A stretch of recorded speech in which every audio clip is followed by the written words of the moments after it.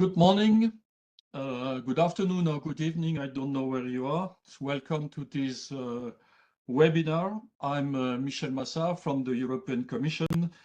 And as you know, I hope you know it, but this webinar is about the new global land cover forest monitoring product from the Copernicus land monitoring service. So I will just give you a short introduction and then first about the context. So this product is produced in the context of the Copernicus program. So you know that the Copernicus program is one component of the EU space program. It's the component dealing with Earth observation. We have several components like Galileo, EGNOS, other components that you may know, but Copernicus is dealing with Earth observation. And so in Copernicus, you know that we have satellites, the famous Sentinel satellite that you may have used, but we have also services, and 6 services going from atmosphere, marine, land, climate change, security, and emergency.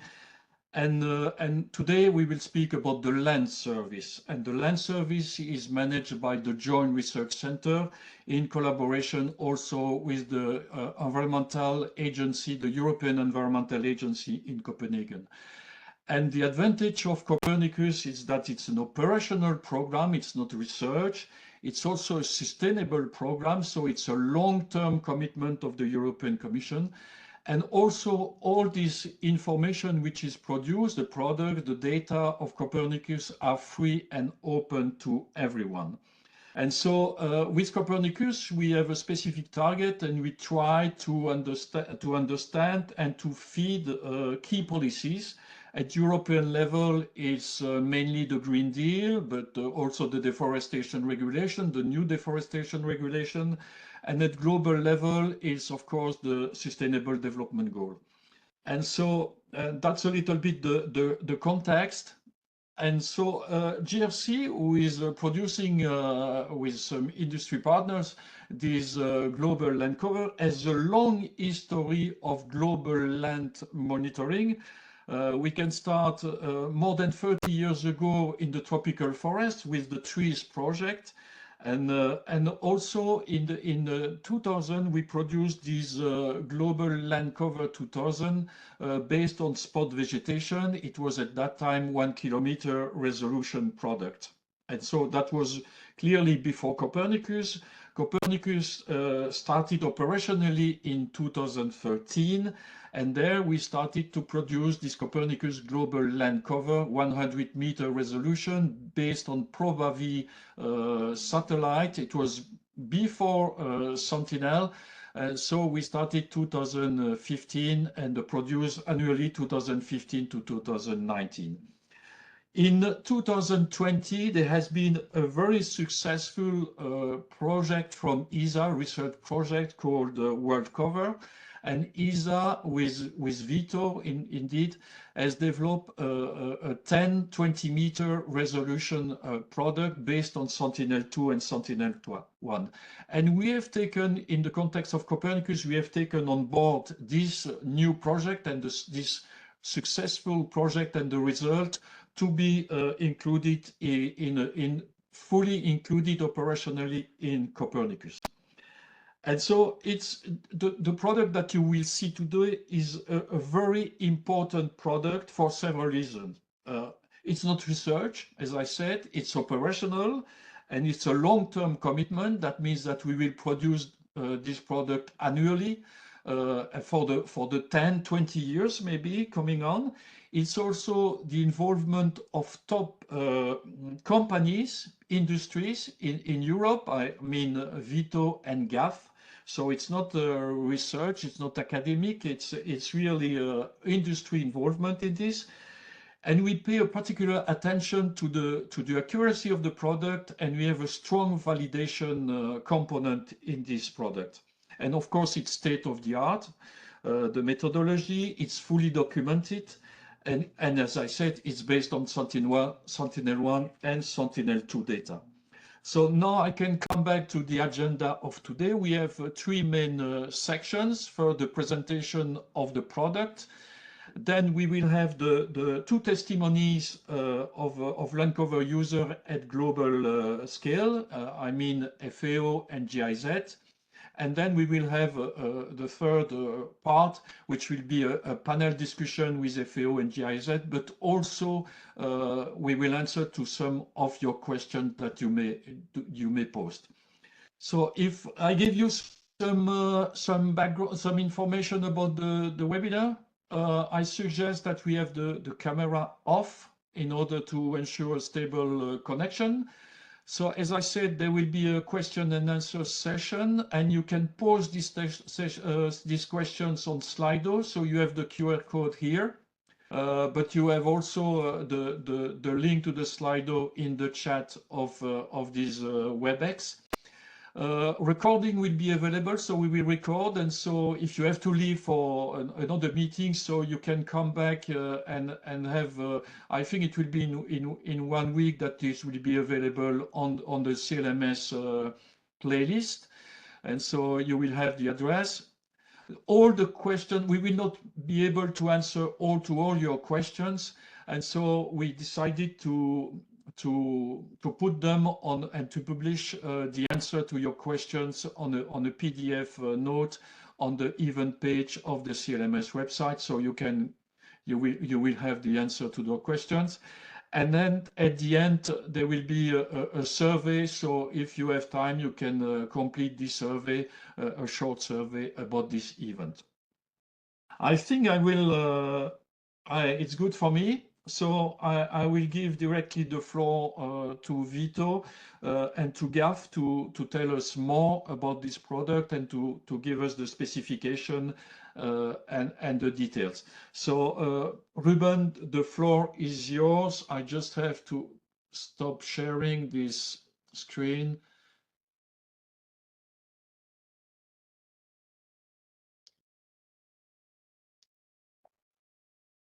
Good. So hello everyone, also from my side. My name is indeed Ruben van de Kerkhoven.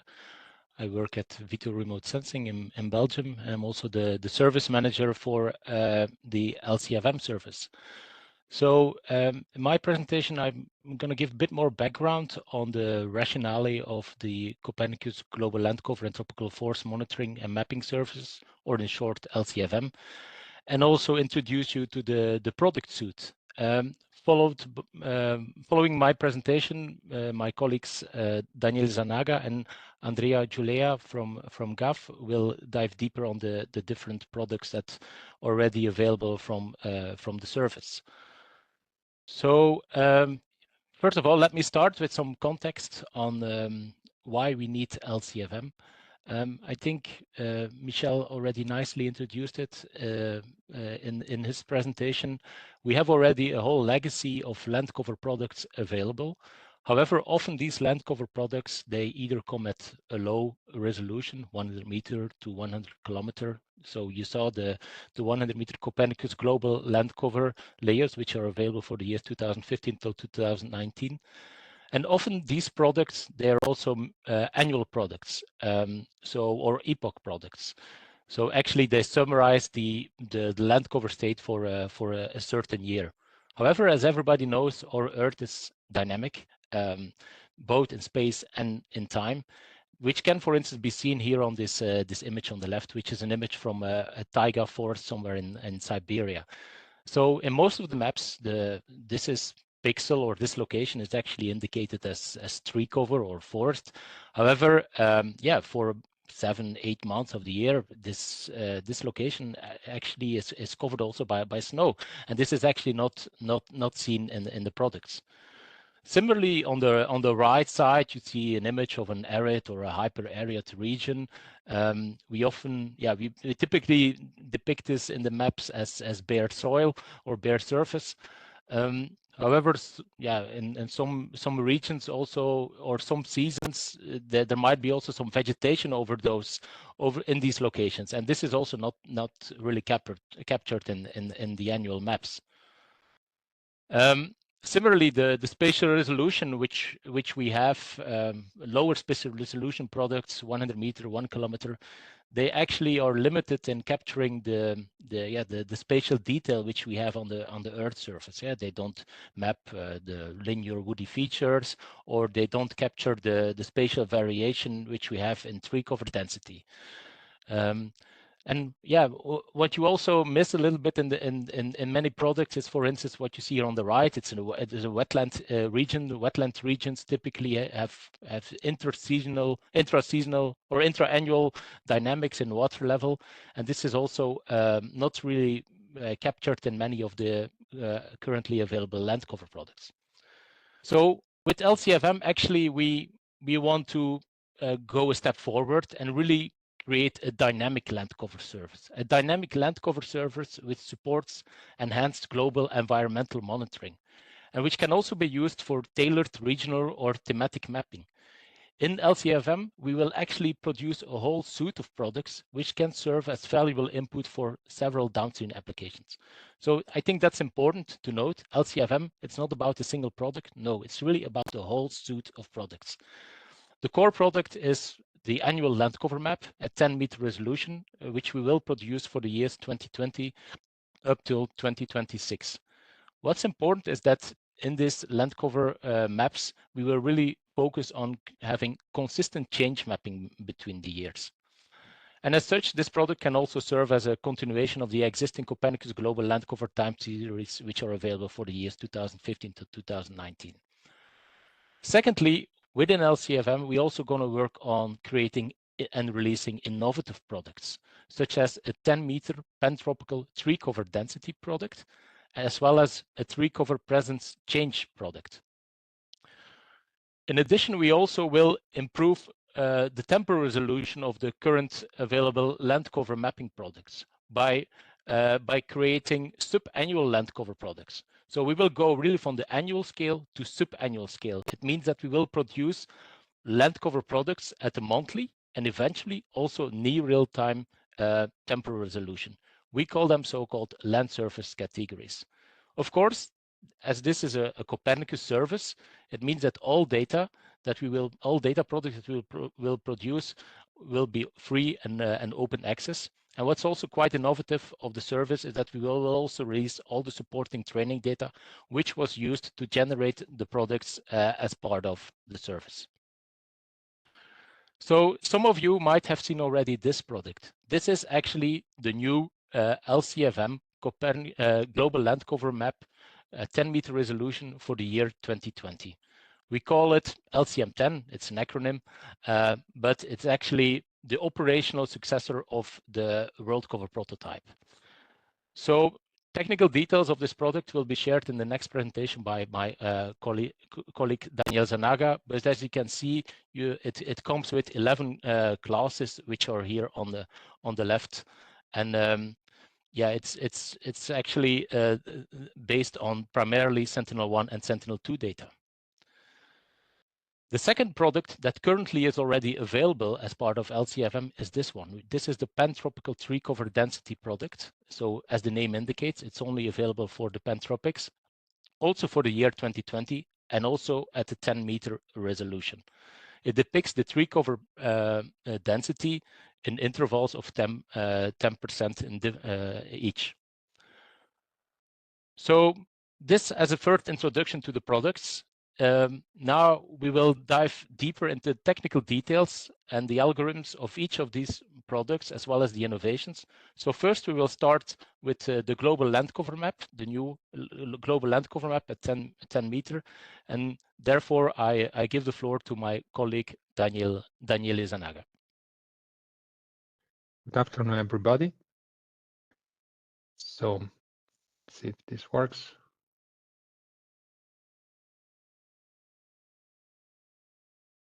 Yes, we're trying to switch slide. Okay, here we go. So LCM10, as already mentioned, is the new global land cover map of the LCFM service. And it represents a major innovation over the previous generation products, both in terms of product suite, but as well as methodology.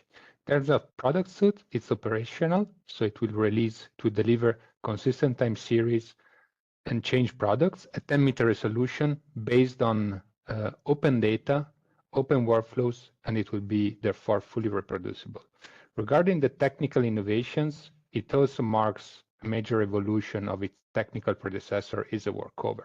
For this product, we introduced indeed an updated methodology with a completely new training dataset, a new preprocessing chain, and most importantly, a new classification algorithm, EVONET. All of these elements, they combine to provide a more accurate and higher quality product than ever before.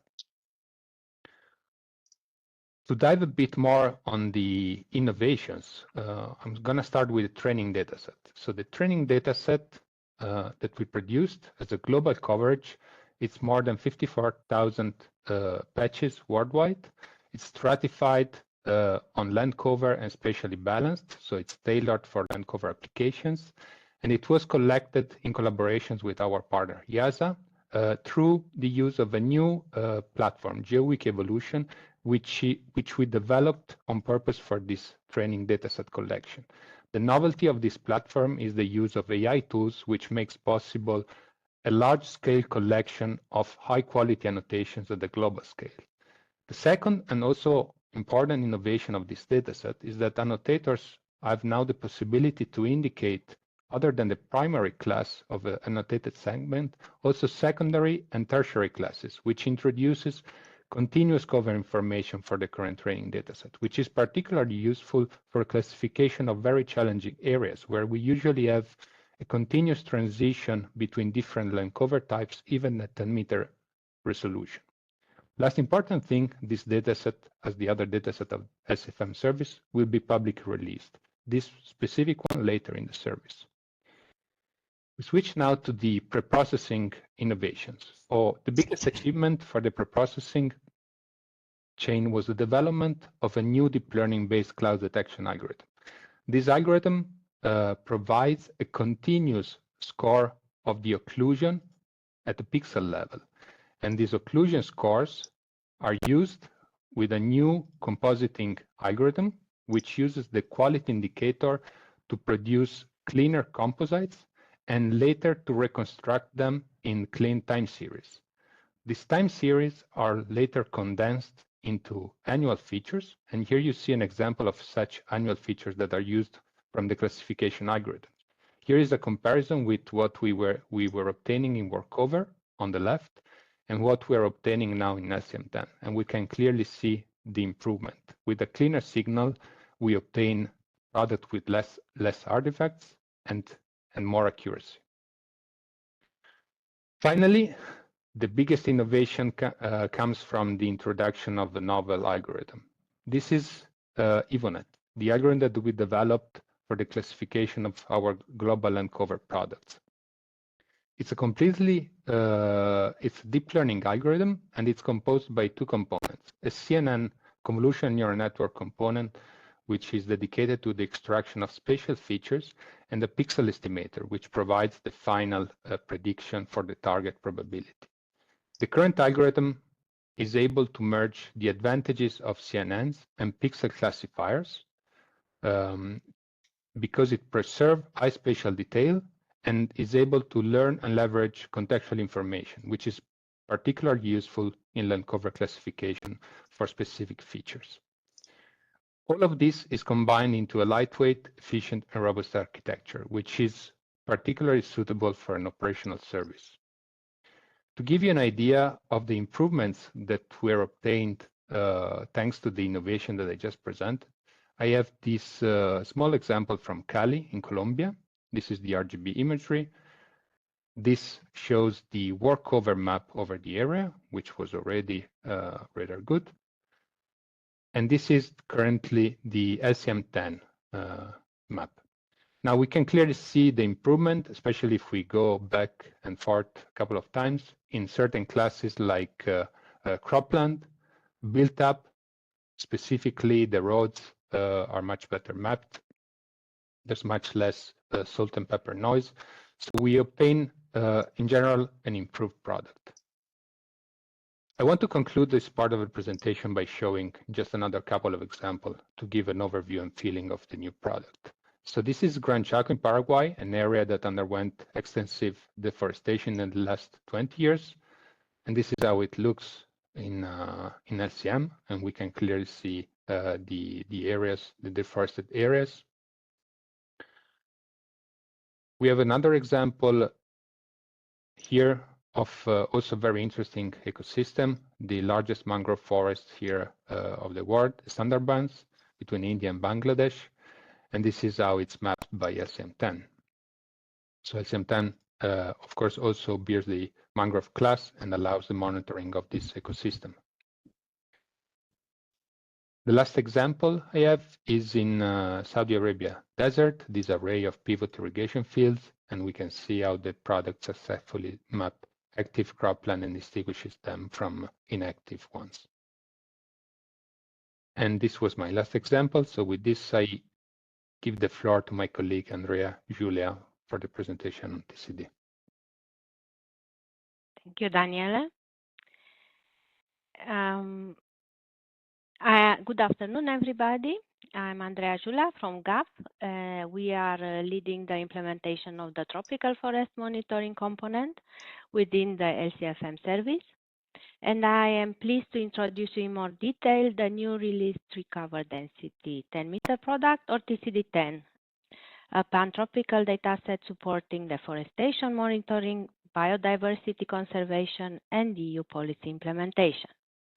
Next slide, please.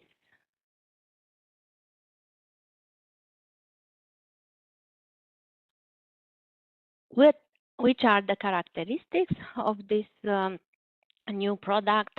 So the TCD10 provides a percentage of ground covered by tree canopy per pixel for trees above 5 meters in height, mapped at 10-meter spatial resolution, and classified into 10 discrete bins, all for the year 2020. The pan-tropical area of nearly 50 million square kilometers covered by this product is displayed here in green. It contains the countries between the Capricorn and the Cancer tropics, with few exceptions. Next, please. How was this built? So we followed a robust and scalable machine learning approach with careful attention to sample design. Developing robust reference data was critical, and we designed a semi-automatic workflow combining image segmentation and machine learning. Each site was selected based on vegetation strata to ensure representativeness. Annotation was based on segmentation of very high-resolution images and was realized by Telespazio Iberica, a subcontractor in this consortium. Next slide, please.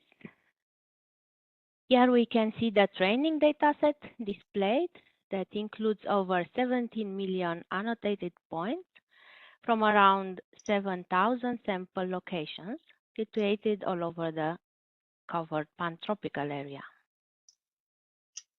Next, please. For model inputs, we used Sentinel-2 annual composites from 2020 processed through percentile statistics from P10 to P90 over all spectral bands of Sentinel-2 and NDVI. We trained a cut boost model based on a boosted tree ensemble regression algorithm known for higher predictive accuracy and computation efficiency. The trained model was then applied to the set of image tiles spanning the pan-tropical area, resulting in an initial raw prediction. This raw product was further refined using the following post-processing steps. Harmonization by applying a tree mask using the probabilities of the tree cover and mangroves class from the land cover LCFM product just presented by Daniele. Mosaicing, including projections, transformation, blending of tiles, masking of the pan-tropical country borders. Then binning. The raw continuous TCD values in 10 discrete bins, assigning metadata and converting to cloud-optimized geotiffs to arrive to the final TCD10 product. Next slide, please. In this already presented global perspective, we see the TCD10 consistent, high-resolution product for the pan-tropical area. Let's see now in more detail in different landscape how TCD10 identifies fine structural differences and captures gradients and patterns often missed at coarser resolutions. Next slide, please. Here we are at the border in between Zambia on the left and Malawi on the right, near the Kasungu National Park, where the landscape is dominated by Miombo woodland with oak-like tree species interspersed with seasonal river channels and grassy dambos. Next, please, the result. Canopy density here varies significantly, and TCD10 captures these differences clearly. Also, land use in between the two countries, so a nice visual pattern visible here.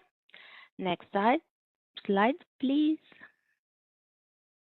Here we are in the Savannakhet province in Laos, west of the Dongpu Vieng Conservation Area, a region featuring a rich mosaic of dry dipterocarp forest, mixed deciduous and semi-evergreen forest around the Bangyang River and its tributaries. Next slide, please.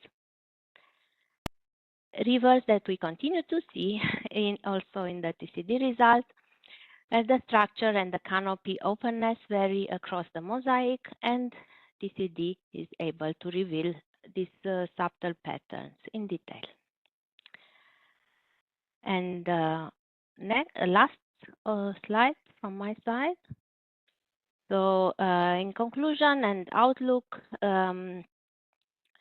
let's say I think Ruben will also continue providing more details, but you will see that, you will see the TCD10 product that is openly available on the CLMS portal, was released in June 25 this year, and the TCD10 maps fine scales forest structures along a wide range of tropical ecosystems. We can see here some examples from the dense rainforest to open canopy mosaic, from mangroves, as we saw for LCM10, to agroforestry landscapes. The next product in the LCFM suite for the forest monitoring will be the tree cover present change, or the TCPC, delivered at delivering annual change layers from 2021 to 2026. This will allow the community to monitor forest trends and respond faster to deforestation risks. Thank you for your attention, and looking forward to the Q&A section. Ruben, up to you.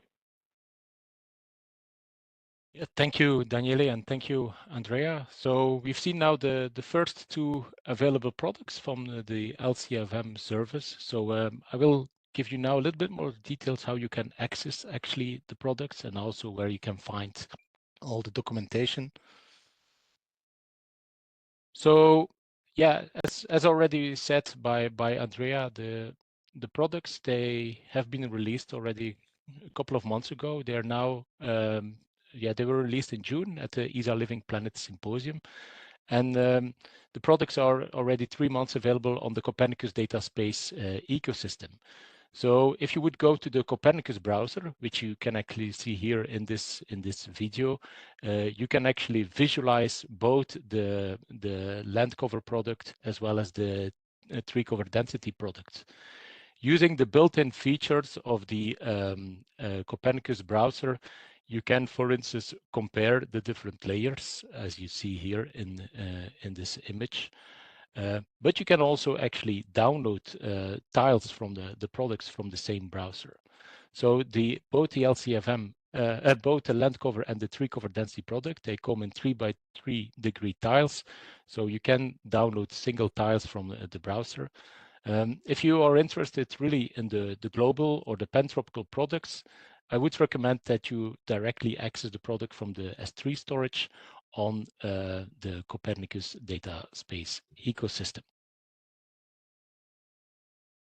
If you want to know more on how you can use the products and how you can access them, you can find actually all details in the product user manuals, which are available from the CLMS website, which you see here in this link.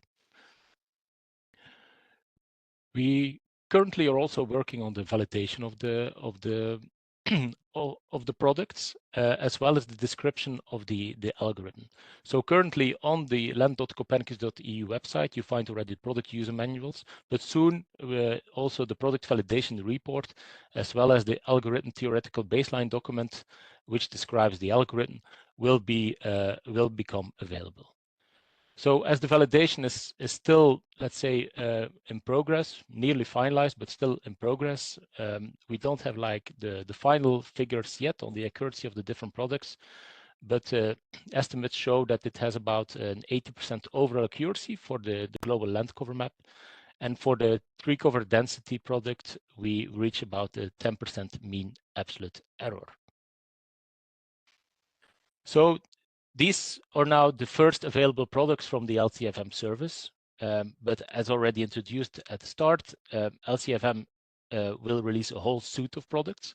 So currently we're working on the production of the 10-meter change products. First, the global land cover product for the year 2021, and then also the pantropical tree cover presence change for the year 2021.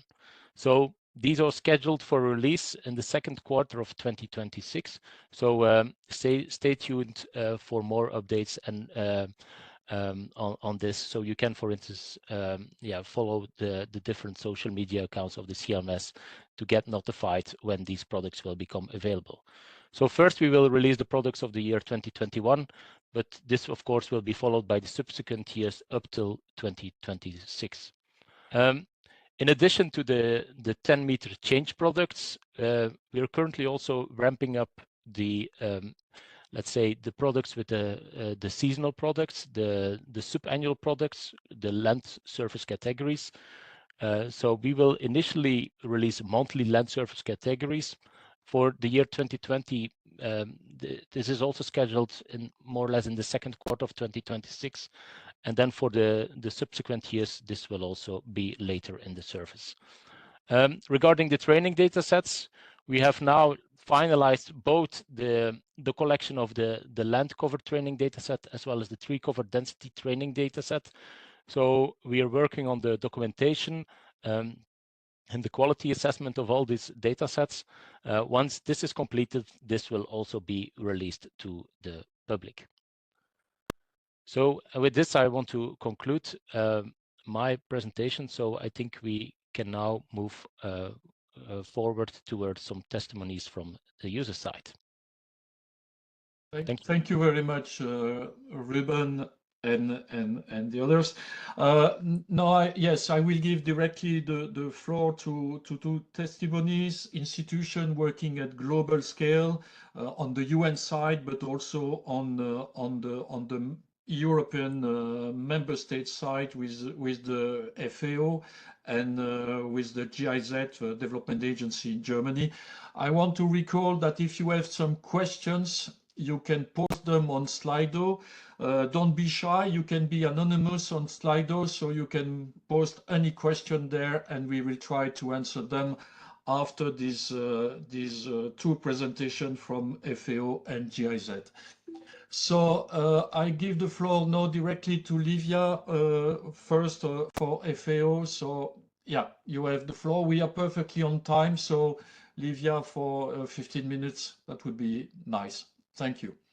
Thank you, Michel. Good afternoon, good morning, everybody. I'm Livia Speiser. I hope you see my presentation already. Yes, and thank you. So Livia Speiser, I'm the head of the geospatial unit in the Land and Water Division in FAO. And indeed, I'm very happy to provide my contribution to this webinar and say why we are in FAO. We are very much welcoming this new product and why we think it's important for our work. So first, I'll start with celebrating with you our anniversary. This year we are celebrating the 80th anniversary of FAO.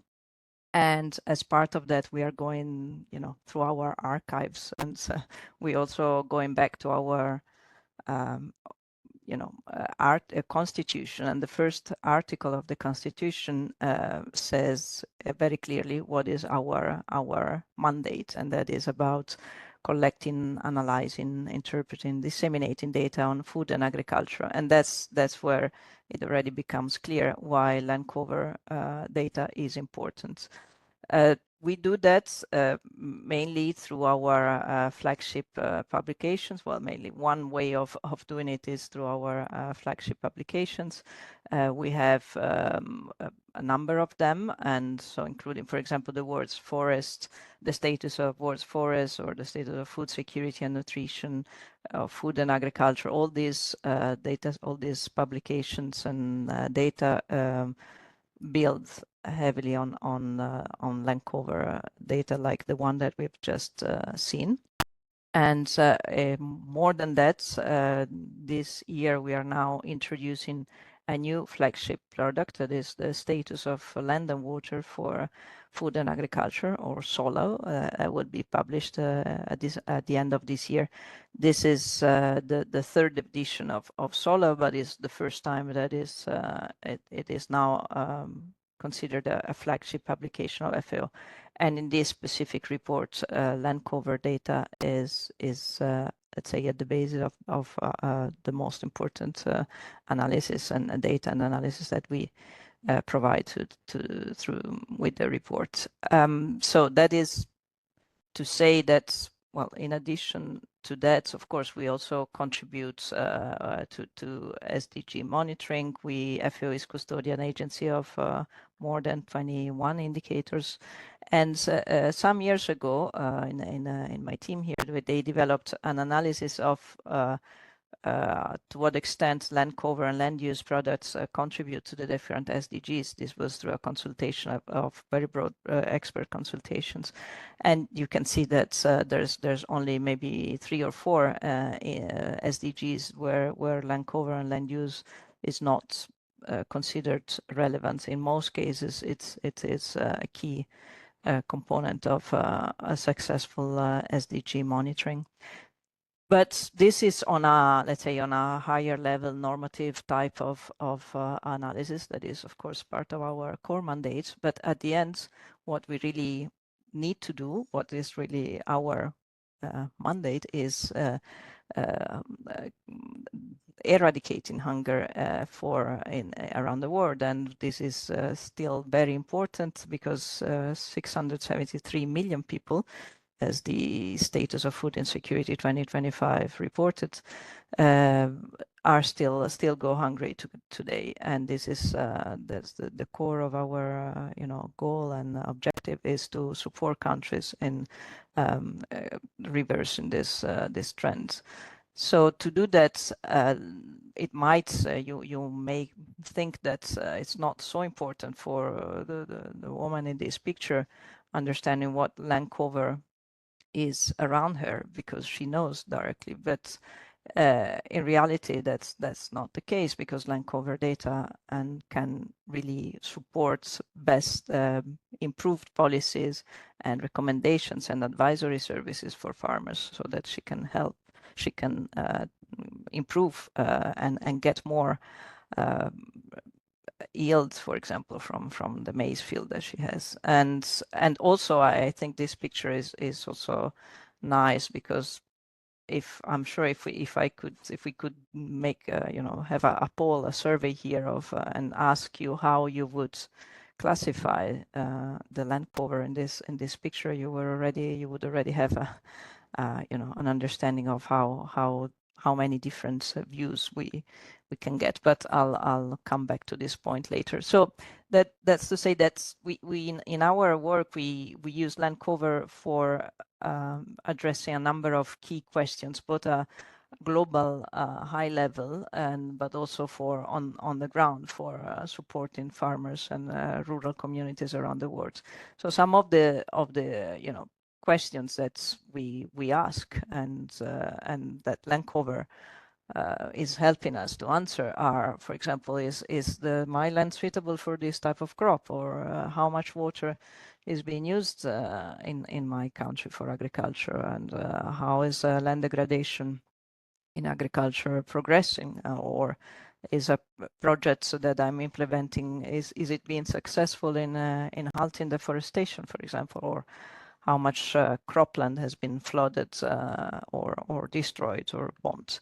So we do work to address all these questions, and land cover, I'll show that it's a key component in trying to address these points. And so if we start with the first question about land suitability and whether the lands that the way we are using the land is getting close to the potential yields of that particular piece of land, then we for that we use the global agroecological zoning framework. But land cover is an important is a key component of that, because we use it, we need it for assessing the for redistributing statistics over cropland extent and understanding and monitoring the production data. Sorry, I couldn't advance my slide, and monitoring the production data and yields or spatially, modeling it using combining statistics and cropland extent. To do that, we need a consistent time series of annual cropland extent, and this is something, and I mean I put the green mark because that is something that the new LCFM product will help us, having consistently or sustainably and over time between now we've seen it already 2022 onwards, so that's a very good improvement and will help us in producing our data for guys. When it comes to the second question, then I'll skip not going through that, but to give you some examples to address the question of how much water, for example, is being used in agriculture, is being consumed by irrigated fields, we run the vapor program that uses remote sensing for calculating actual evapotranspiration and biomass, and so with that we also estimate the water productivity of agriculture.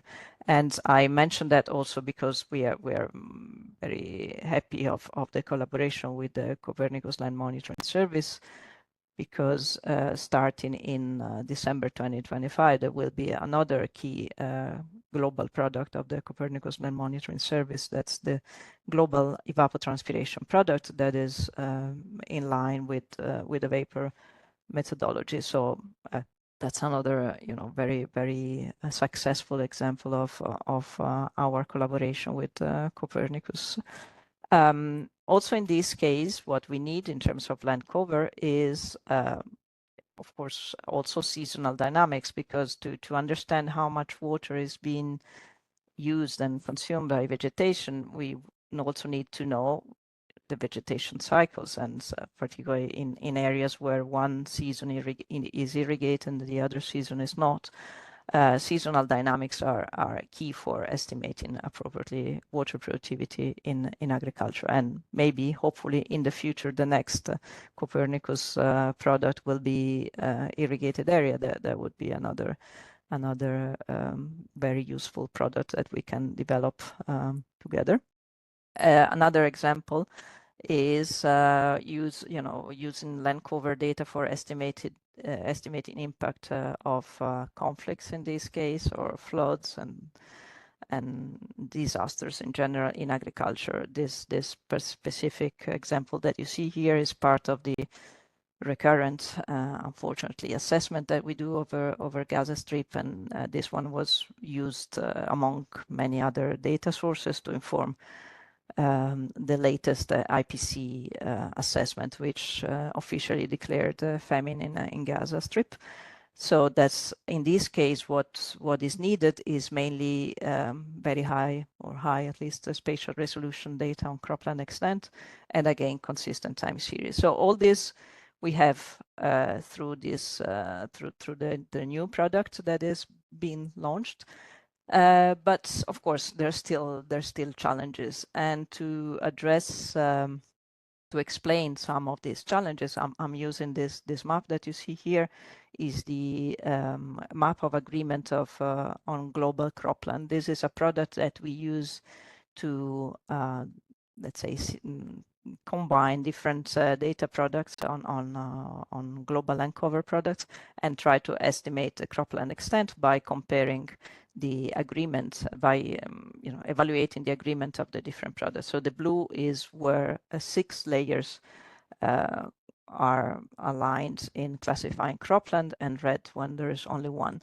And what I think is interesting about this map here is that you see the huge regional spatial variation in the agreement. So there are regions in Europe or in India where there's a high level of agreement, but if you look at Africa, it's very little areas with agreement. That has to do with there's multiple reasons for that.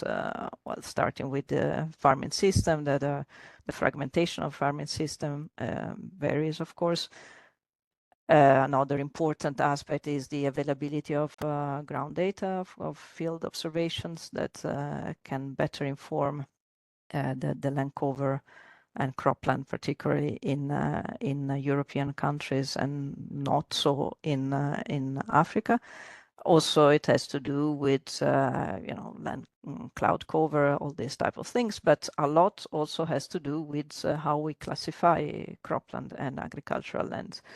And that's why, and I just wanted to share that I was at the Living Planet Symposium in last June, attending the session where this product was launched, and there were a number of comparative studies on land cover, and I was really surprised to see how much time we still spend in trying to make sense of how the different land cover products identify the different classes and what do they mean by forest, what do they mean by cropland, what do they mean by shrubland, and so on. And this is in a way a bit frustrating, because in FAO we've been promoting standards and land cover classification standards and land cover meta language for decades now.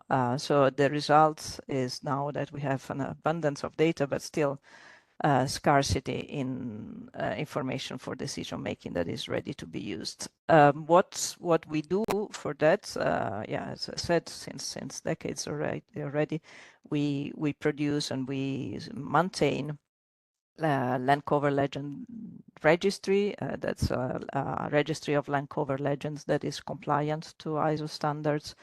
Also a software, the land cover characterization system software, that helps building legends according to this standard. We also have connector tools that help then translating one legend into another once they are built on land cover meta language. This can all be run on cloud computing platforms such as spatial. So through this, users can have specific land cover classification. They can develop their own land cover legends. They can then upload their legends into regional, for example, reference systems, and with that we can get to a point where we can more easily compare standards across land cover products across scales, because we often work with countries that have different legends than the global or regional legends. So it's if we could have interoperability across legends, that would improve not only the national legends, but also the global land cover products as LCFM, because then we could better ingest the national knowledge into global land cover products. So we understand that land cover semantic is sometimes tricky, and that's why we also provide trainings. The next one will be during the AfriGeo, but there's also trainings and materials online for supporting further adoption of land cover standards. And so to conclude, I'll just summarize what what we've been happy our successful engagement in with the Copernicus land monitoring system in this journey. We started as Michelle mentioned already. We started when the workover was initiative was supported by ESA, by the European Space Agency, and I think that's also a good way of engaging communities. We also collaborate with ESA for the evapotranspiration products, and then once the product is mature enough for operational services, then we if of course it goes to Copernicus, and then we can still be part of that, as we are with LCFM. We've been contributing to advisory board, and we are also now supporting as I said, the translation, the legend translation into land cover meta language that will enable all this interoperability and standardization that I just mentioned. And yeah, we will very happy to continue developing use cases and testing the data and working together to use this data and to help making this data useful for decision for us and for in general for decision making in the countries, in our member countries. So yeah, with that I'll stop, and thank you very much again. Thank you very much, Livia. It's impressive work, and we are also very happy to collaborate and to try to support FAO in this, in all this development. And the work on standardization is very important. Also, your work on coordination. Also, I will come back to you during the panel discussion with some extra questions. You have already answered to some, maybe, but we can go more, maybe more into the details now. I would like to go to a member state, the European Union member states, to the German Cooperation and Development Agency to have the vision of GIZ on the operational application and the cooperation. So, Antje, if you can, if you are ready and if you can launch your presentation, it would be very nice.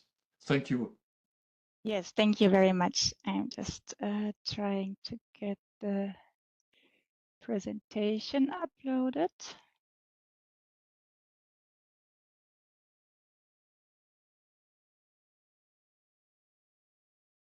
Okay.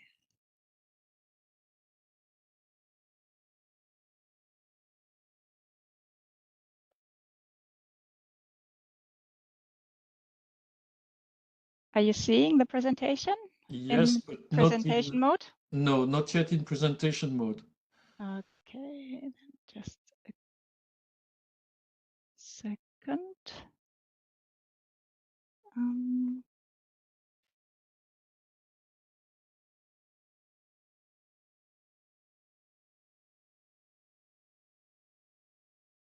Because I'm seeing it here in presentation mode.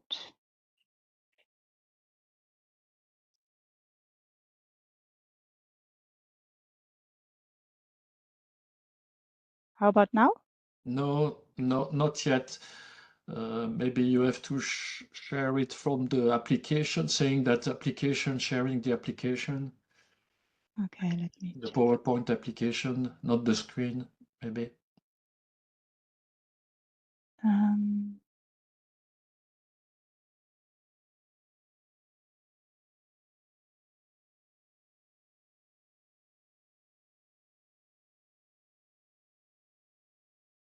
Okay, how about now?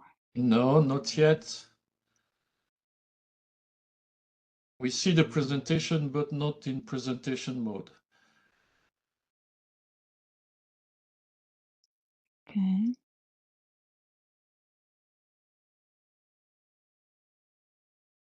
Maybe you want to share it?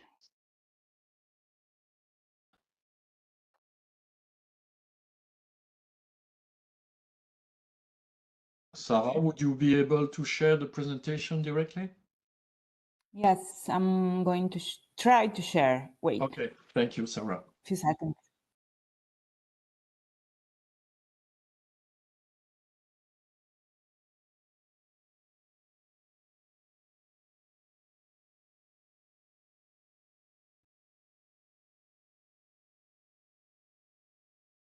Okay, sorry for that. No, but Sarah will try to share directly from. Okay, perfect. Then we do it that way. So I can start already so that we don't have such a long glitch at the moment. So you don't see my presentation anymore, and we're waiting for Sarah's Yes, I think so. sharing it. Right, perfect. Thank you very much. So yeah, so I'm Antje Hechelchen from GIZ. I'm a project manager and team lead of a project called Geodata for Development. We're supporting the UNCCD country parties and using Earth observations for land monitoring. But I'm giving a presentation more on the general view of GIZ and how the LCFM data might be useful. For those of you who do not know, GIZ is the German Development Agency. We're working together worldwide. We have country offices in more than 120 countries. Technically, GIZ is a federal enterprise, which is dedicated to sustainable development. And yeah, we work to shape a future worth living around the world. We have a local presence and we work directly in our partner countries, and we create sustainable solutions that make a difference for Germany, for our partner countries, and for the local population there.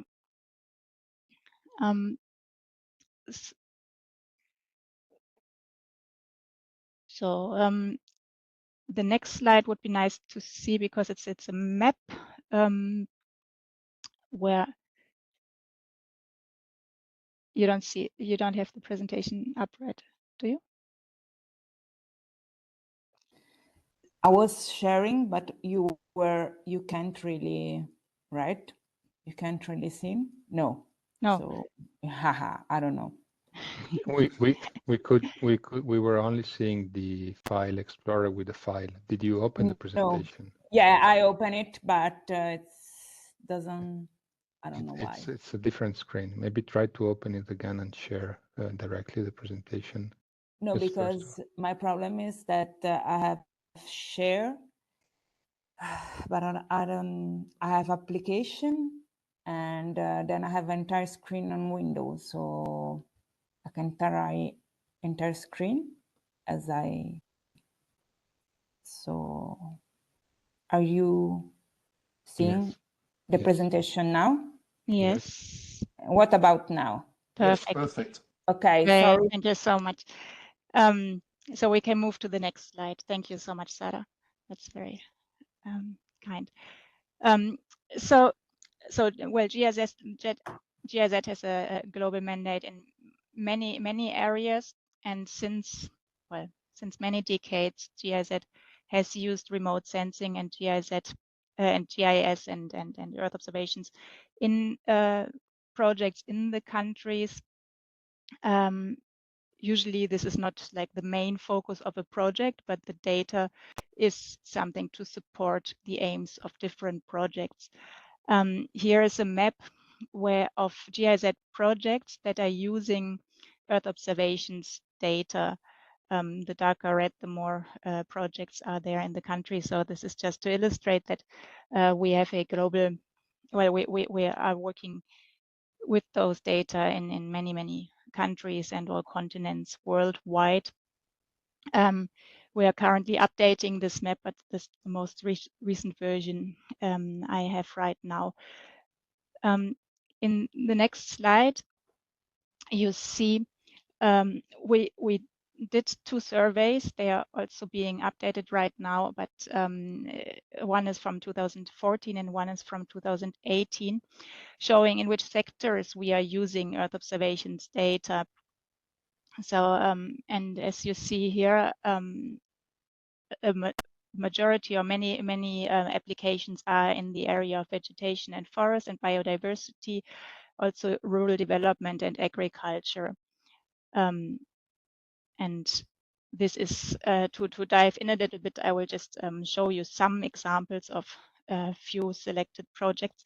I asked we have an internal network of all those that are interested in Earth observations worldwide, all the GIZ offices, and I asked who would be interested in LCFM data, giving them all the context and information, and some of them came back to me, and I'm showcasing some of those examples. So in the next slide, we have a project in Ecuador, for example, working on deforestation-free supply chains. Well, the context is that Ecuador is very rich in biodiversity, and even though there are lots of activities for nature protection and protecting ecosystem, there's still lots of deforestation going on there. And looking at specific value chains, the aim of the project is to better protect forest areas in those agriculture and aquaculture supply chains. For example, in cocoa compliance with the EU deforestation regulation. This is what the data is currently being used for, also for promoting deforestation-free supply chains. And they are using Earth observation data in working with the local public actors, and they are very much interested in the new LCFM data, for example, for comparing the different map layers. That those data will allow them to complement support and advice to the local actors, and also using historical layers to provide better advice on deforestation. The project is advising the Ecuadorian Ministry of Agriculture and Livestock, so that's the direct institution that is then using and benefiting from those data. The next example. Oh, sorry, I changed this was the one. Yeah, sorry. So the next example is on forest and climate protection. It's an example from Indonesia. Here we also see a problem in deforestation and forest degradation, leading to high greenhouse gas emissions and poor living conditions. So it's necessary to improve the local forest administration through policy advice, sustainable forest management, while also developing alternative sources for income for the local communities. So the objective is that the forests are administered under selected forestry offices in certain provinces in Indonesia, that they are sustainably managed. So promote sustainable forest management, forest conservation, and empowerment of local communities in those provinces in Indonesia. And currently they are using Global Forest Watch data for project monitoring. And they will use more of the data with the support of the GIZ Data Service Center. I will come to that a bit later.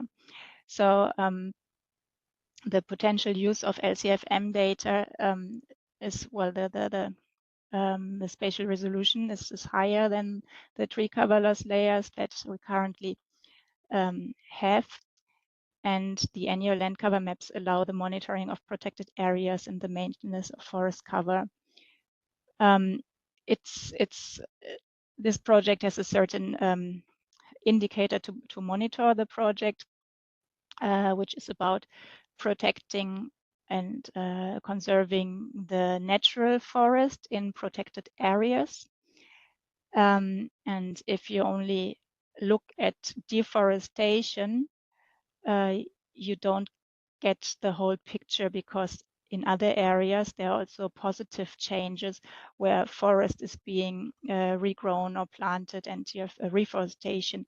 So annual land cover classifications are actually a better tool to monitor the whole situation of forest cover changes, to have the real coverage of forest each year.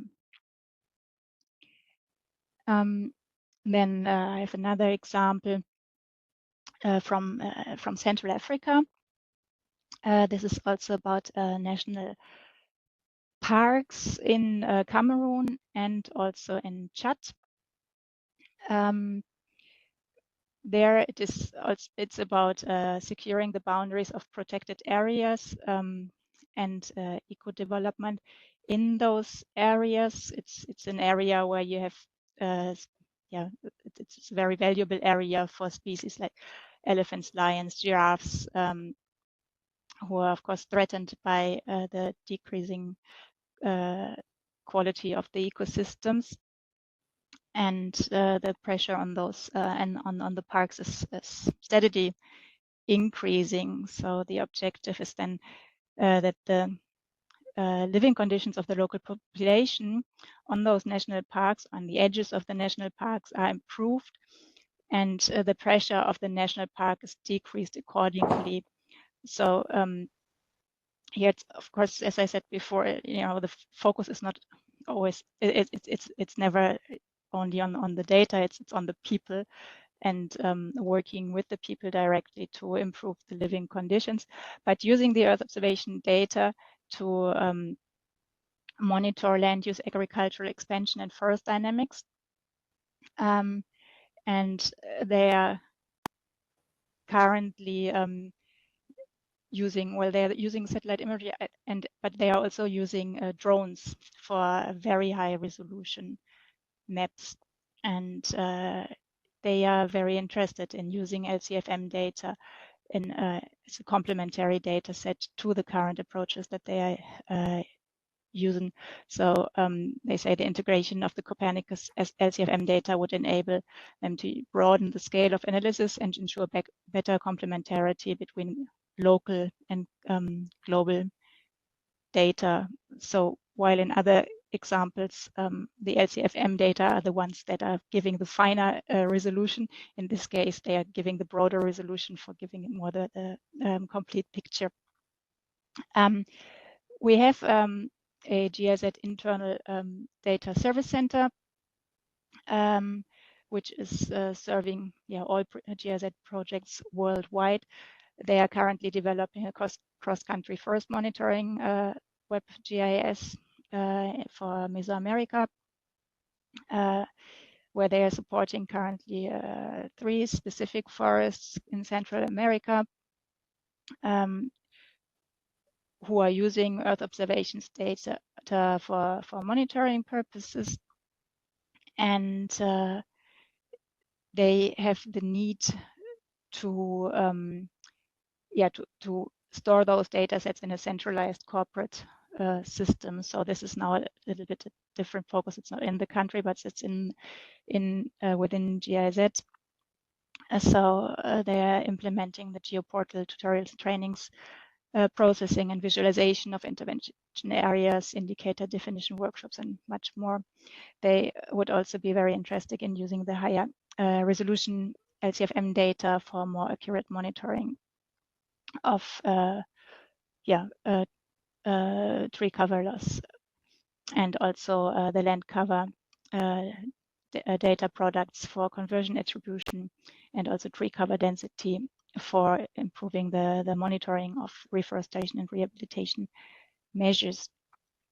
So maybe the last example would be on LDN, and I think this was the first slide. So it's sorry that you need to go a few slides back on geo LDN.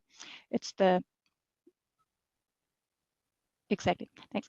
It's what I said in the beginning, the project that I'm working for, supporting the Group on Earth Observations Land Degradation Neutrality globally, with the aim that UNCCD parties have better access and use Earth observation data for planning and decision-making processes, with the ultimate aim that productive land areas are not further reduced or degraded.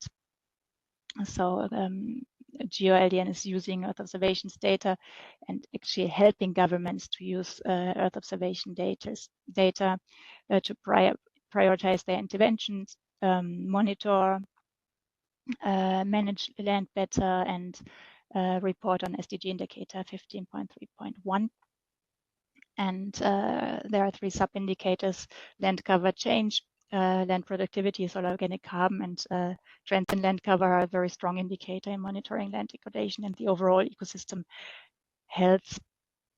And here also the Copernicus LCFM data would be very useful for more spatial detail to distinguish smaller features, not only for the reporting, but specifically also for guiding decisions on land use, for example, in spatial planning processes. Good. Coming to the last slide is that these were all examples from GIZ, but we are also connected with the wider development cooperation community. There's an initiative called MapMe, that's Maps for Monitoring, Evaluate, and Evaluation in Development Cooperation. It's a collaboration between GIZ from Germany, the AfD from France, and KfW, which is the German Development Bank. So I see a lot of potential using the LCFM data in the whole development cooperation sector. And with that, I thank you very much. Thank you, Antje. Yeah, your last sentence was very interesting. You see a lot of opportunities, so but we would like to go a little bit further. But yes, let's start now a panel discussion. Let's say between you, Livia, and but I will ask first. Come back to Livia with the first questions. So we know that many countries are using FAO tools for land cover monitoring, and so with LCFM we are also doing ecosystem monitoring. And so how do you see these fits between what FAO is doing and what LCFM is producing today? Is there no duplication of efforts, and do you see an opportunity for LCFM to play a role with all these national activities also of FAO? Is there more consistency? You have mentioned that already in your presentation, but I want to come back to this specific possibility. Can you elaborate a little bit? Yeah, thank you. No, I think there's a couple of aspects. So one, maybe we can also agree on the fact that for some type of data, even if there's different versions, it's always good to have different views and different products, and then be able to compare and see what works better and where. So that's in general. There's not necessarily an issue with having more different versions of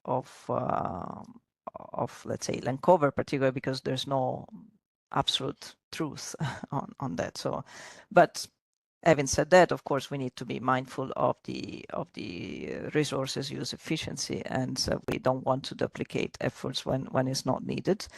So as I mentioned, I think it's important that we ensure interoperability and comparison of products across scales and across geographies, across users. We don't maintain a global land cover in FAO. We more combine data into an operational product that we can use across scales and across applications.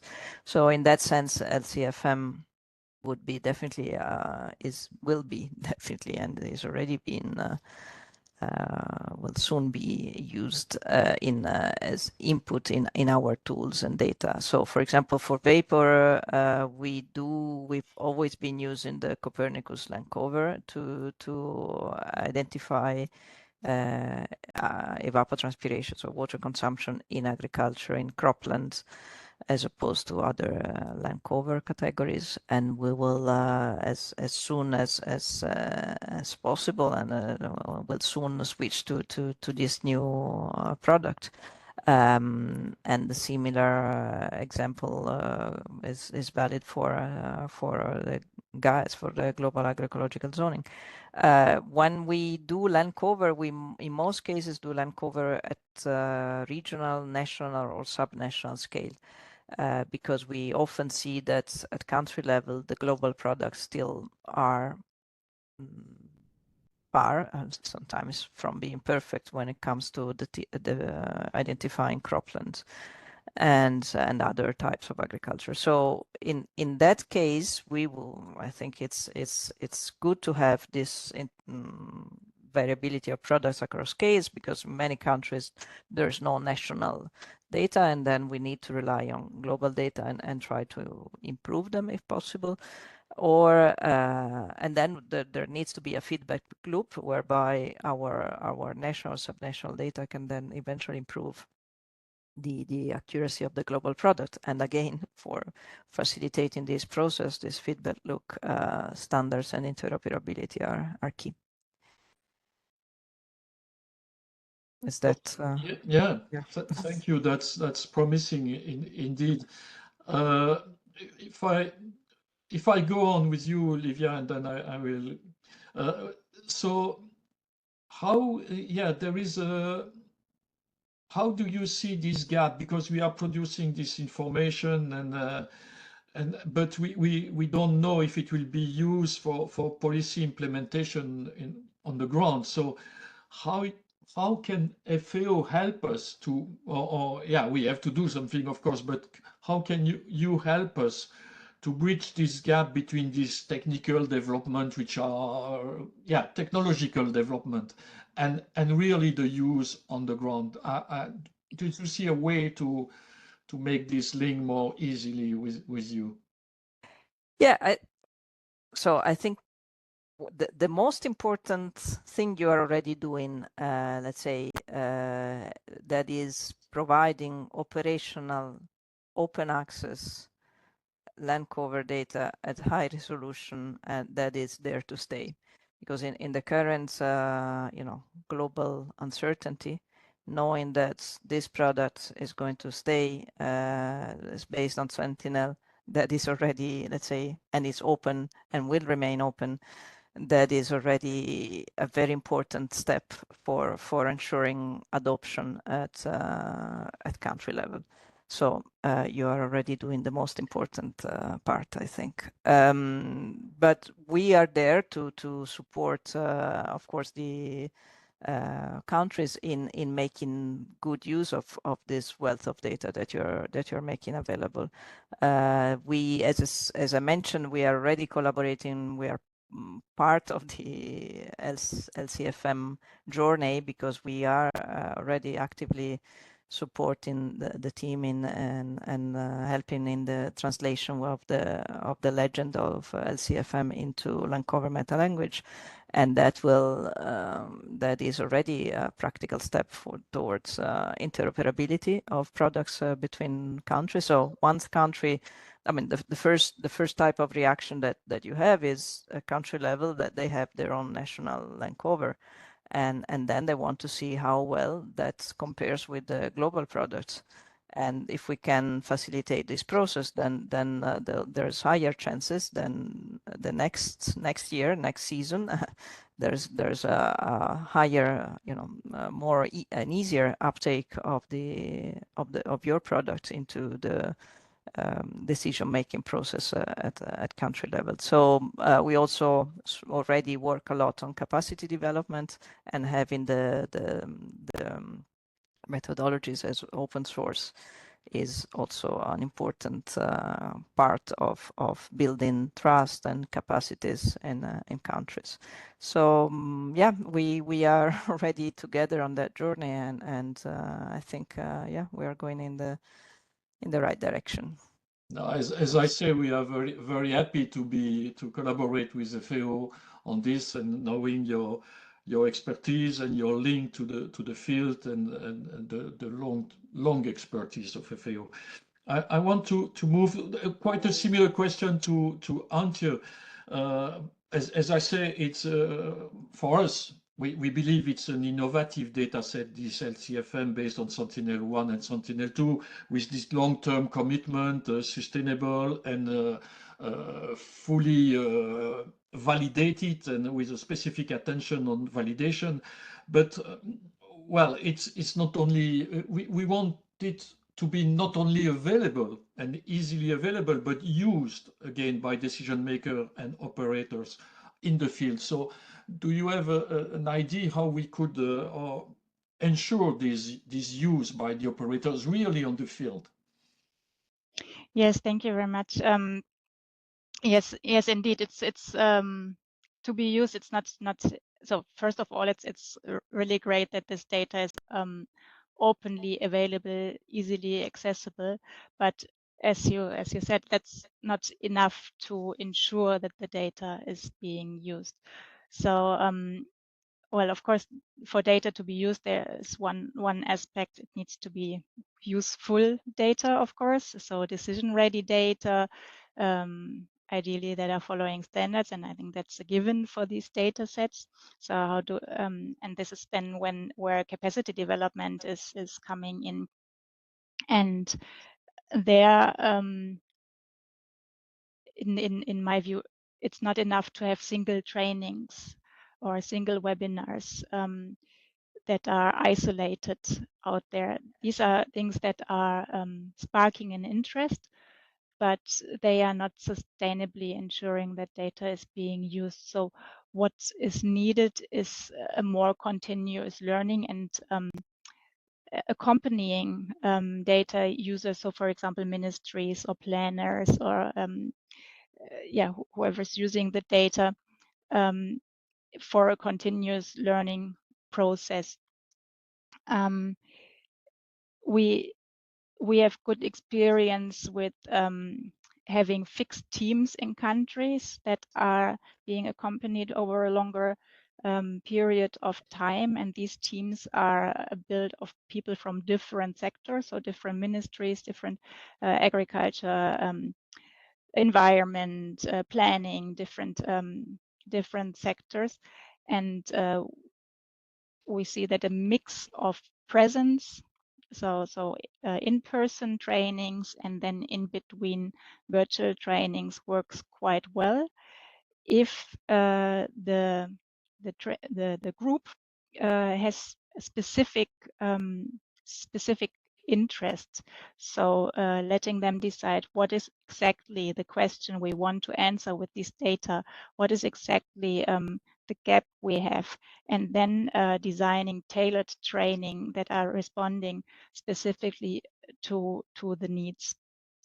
And one additional aspect to this, what I think is really important and not happening, it is happening, but not happening enough, collaboration and donor harmonization, or collaboration about all those actors in the field. So if you go to one country, there are so many organizations active also in the field of guiding on using Earth observations. And sometimes it does happen that trainings are offered several times on the same topic, and especially in times now where resources are getting scarcer, I think all of us who are working in this field need to ensure much more that there's no duplication and that we build on each other's work or join forces in doing joint trainings, for example.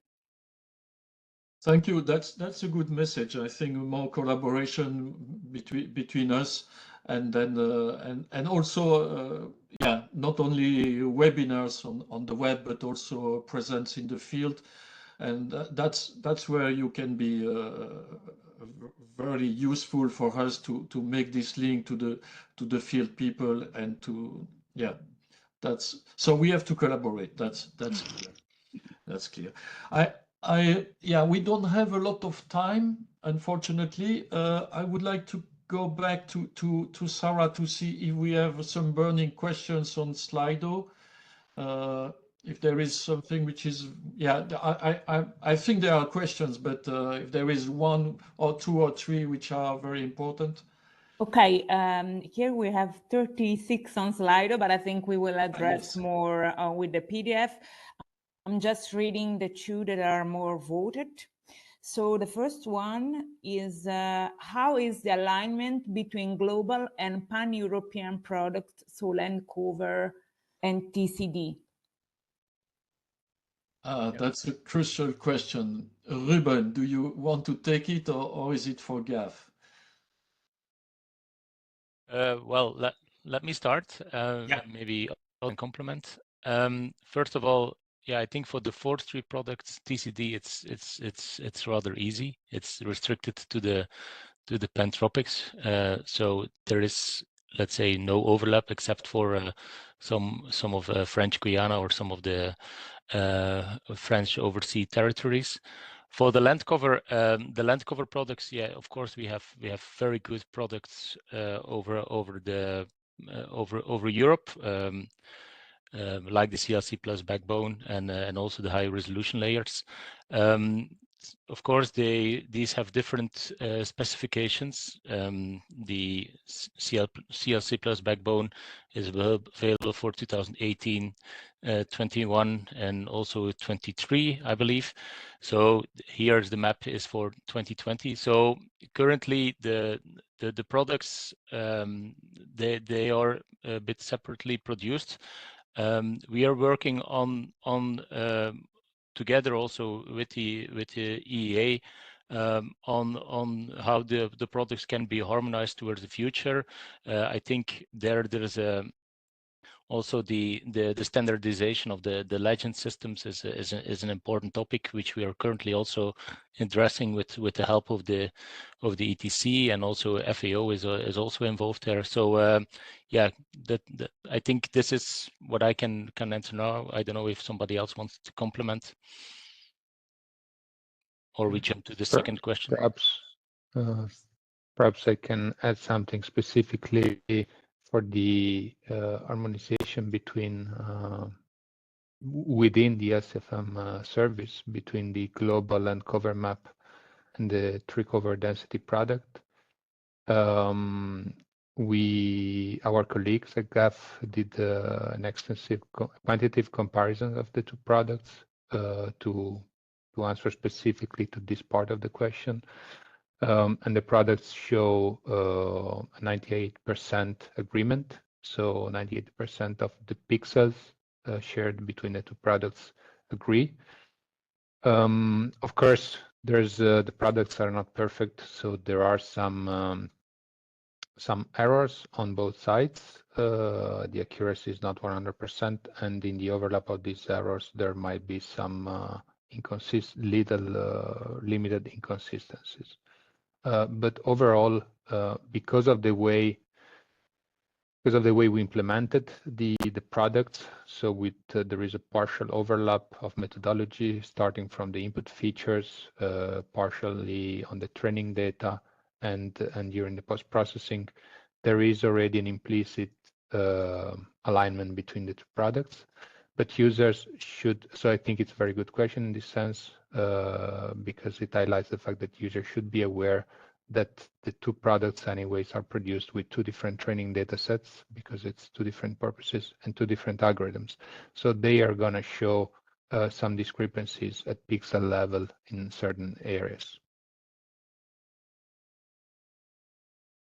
Okay, maybe Sarah, the second question. Yes, the second question is, will the new 10-meter near real-time seasonal land cover dataset be globally available or just for the tropics? I think we already see it, but they vote a lot, so maybe we want to clarify it. Maybe I can take this one. So yeah, the near real-time land cover products, or initially monthly land cover products, or land surface categories, as we call them in the service, these will be global products. So not only the pantropics, but no, these will be produced globally at 10-meter resolution. But let's say that the seasonal will come next year. What is your timing? Because there are question on the timing of the deliverables. Near real time, I know it's for the it's in 2 years maybe, or you can do it more quickly. Yeah, we start now with the monthly production. So currently this is in a ramp up phase. We are working on the algorithm, creating the initial data sets, checking this together also with the GRC. Upon approval and acceptance of the methodology and the products, we roll out to the globe, and then we will release it. That's so. I think initial estimate now is that we would have in the, let's say, before summer next year, we hope to have first land surface categories available for the public. Okay. May I Sarah? go with the following one? Yes. So We can take one. Any plans to separate out natural forests from agroforestry, cocoa, coffee, and or tree crop plantation, oil palm, rubber, useful for sustainable sourcing?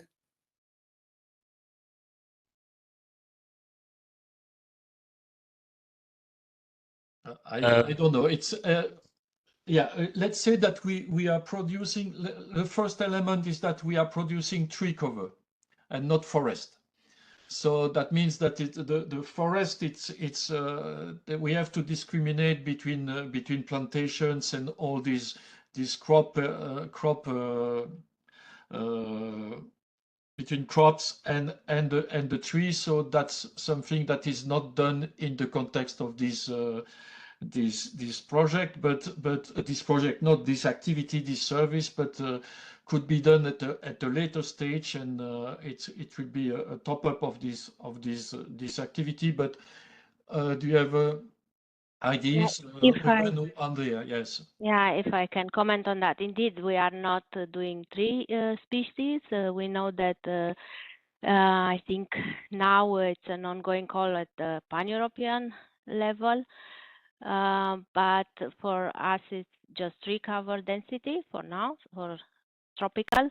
And yeah, I see the interest now for EUDR and the commodities, and yeah, it would be, of course, good, but it's, I think, out of the scope of this service and product.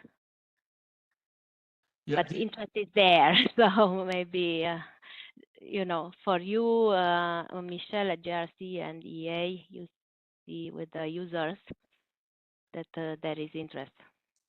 Yeah, we have conceived a little bit this product as something which can be refined, which can be flexible, and so the first layer we have to improve, not to improve the quality of the first layer. Of course, that's something that we will do, but also we can derive from this first layer the categories and some additional categories and the different type of forest, but this will be another step that it's not foreseen for now. But the objective would be to use this category and to refine these categories and to have a hierarchical approach of the land cover. Also, and to go also to land use, something that we are not doing today, but we should derive also, but at another step, land use classification. Do we still have a last question? Maybe because we decided to stop at 4 and 4 Brussels time, and then we are just after 4. So last question, maybe. Yeah. What do you mean by continuation of the Copernicus GLC time series? Will the new data from 2020 onwards will be compatible with existing data from pre-2000? Yeah, I think this was part of my presentation, so I think I can answer it. So, okay, with LCFM, we start now in 2020, and we have we create land cover maps at 10-meter resolution. I mean, as part of the Copernicus land monitoring service, there is already a global land cover map available, a global land cover product, but only for the years 2015 till 2019. So 15, 16, 17, 18, 19 at 100-meter resolution. So actually this LCFM product is now, let's say, a continuation of that existing time series. Okay, the resolution is currently different. We are together also with the GRC discussing also for an aggregation step also of the 10-meter land cover towards 100 meters to make it at least at the spatial resolution compatible with the existing time series. I mean, we don't go before 2015 because in the CMS there's currently no data, at least no global land cover map available. So I hope this answered the question. Yeah, thank you, Ruben. I think now it's time to conclude. We are over 4 p.m. So I hope that this session has been very informative for all of you. So we will continue the production, of course, of this land cover, and we will publish a delivery timeline for the product, so everybody will be aware of when we plan to publish the next years and the monthly, the seasonal, and when we will have the near real time ready. So regarding your questions that we have not answered, so we will publish the answer. We will write a note with the answer to the questions, and so you will find, as was mentioned before, you will find it on the web, on the CLMS under the LCFM event. And so I would like to thank now all the speakers, FAO and GIZ, but also the audience for their participation and the questions. We should stay in touch, and we should try to get all your feedbacks and your comments on the product, because this could help us to improve, of course, the products, but also to look at the validation of the product and improve the validation. So this your comments and you can send them by emails directly to us. Your comments are very important for us for making this product useful for a maximum of user, not only for FAO, GIZ, but also for the countries. And so it's very important. So come back to us with feedbacks and comments on the product. You can test it. It's very easily available on CDSE, and Ruben has shown you the way to access it. So look at your garden, if it's well mapped or not well mapped, and come back to us. So thanks again, and have a good day or evening, depending on where you are. Thanks a lot. Bye.